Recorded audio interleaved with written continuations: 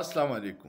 نن 15 دسمبر دی، زموږ د بابای قوم قائد اعظم محمد علي جناح د پیدایش ورځ ده.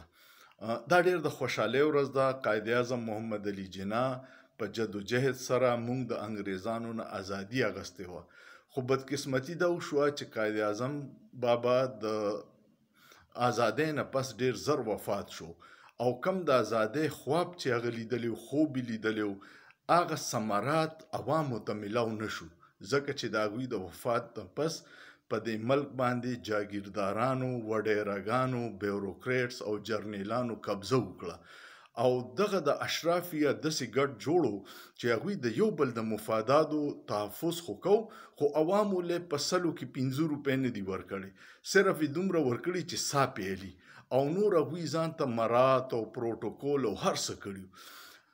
75 سال بعد مونږ د غلامۍ په یو نوي شکل کې یو. مخکې سور انګریز وو، اوس تور انګریز غلامان یو، او نظام یې داسې مربوط جوړ کړی دی چې څوک د خلاف اواز چوتی نو هغه د لارې نه ختمي، او عوام بې بسه دي. او دا اشرافیه همیشه په هر ملک کې صرف 15% دی.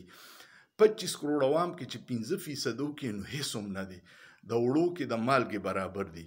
خو مسله دا ده چې هغوی په خپلو کې اتفاق دی او عوام تقسیم دي.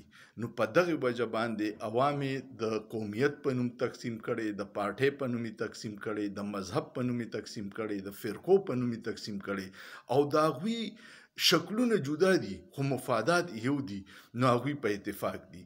او دغه بدقسمتي ده چې 15 کاله پس هم عوام د حقیقي ازادۍ او د خپل حقوقونه محروم دي.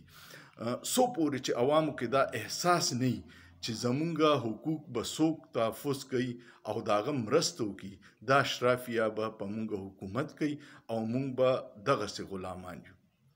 سوچ پې وکړئ، په سوچ کې څه ګناه نشته.